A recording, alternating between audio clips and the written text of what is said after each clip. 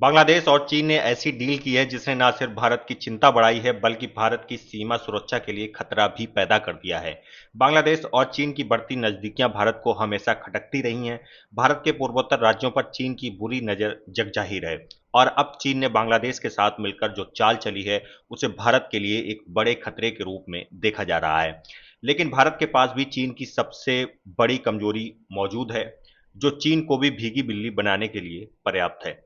दरअसल चीन और बांग्लादेश ने तीस्ता नदी परियोजना पर समझौता किया है। तीस्ता नदी भारत के सिक्किम में हिमालय से निकलती है, पश्चिम बंगाल से होकर गुजरती है और बांग्लादेश में ब्रह्मपुत्र नदी में मिल जाती है। ये नदी सिलीगुड़ी कॉरिडोर के करीब से होकर गुजरती है। यहीं पर एक पतली जमीन है जो पूर्वोत्तर राज्यों को भारत से जोड़ती है। ये जमीन 20 किलोमीटर चौड़ी और 60 किलोमीटर लंबी है। पतला हिस्सा होने की वजह से इसे चिकन नेक नाम दिया गया है। चीन इसे भारत की सबसे बड़ी कमजोरी मानता है और यहीं पहुंचकर वह भारत को टेंशन देना चाहता है। भारत भी चीन की हर मंशा को बखूबी समझता है, इसीलिए भारत ने यहां सिलीगुड़ी कॉरिडोर बनाया है ताकि पूर्वोत्तर राज्यों तक भारत की पहुंच मजबूत रहे। लेकिन चीन इसे कमजोर करने के लिए लगातार साजिश रच रहा है और इसी कड़ी में उसने बांग्लादेश के साथ मिलकर तीस्ता नदी समझौता किया है। इस परियोजना के बहाने चीन भारत की इस चिकन नेक तक पहुंचना चाहता है। बांग्लादेश चाहता है कि चीन बाढ़ और नदी प्रबंधन में उसकी मदद करे, इसलिए उसने ये समझौता किया है। तीस्ता नदी के पानी के बंटवारे को लेकर भारत और बांग्लादेश में विवाद की स्थिति है। बांग्लादेश गर्मियों के मौसम में तीस्ता नदी के पानी का 50% हिस्सा मांगता है, जबकि इसको लेकर दोनों देशों के बीच अभी कोई स्पष्ट समझौता नहीं है।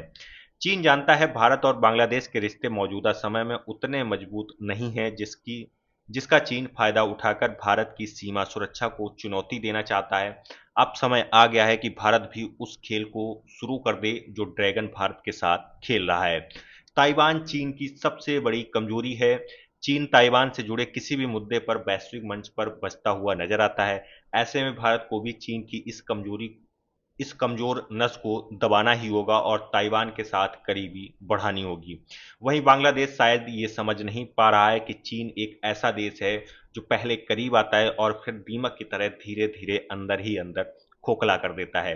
दूसरी तरफ भारत बांग्लादेश का सहयोगी रहा है, लेकिन राजनीतिक नेतृत्व में आए परिवर्तन के बाद भारत के साथ उसका विवाद बढ़ा है और अब वह भारत के साथ रिश्ते बेहतर करने की बजाय चीन की शरण में जा रहा है।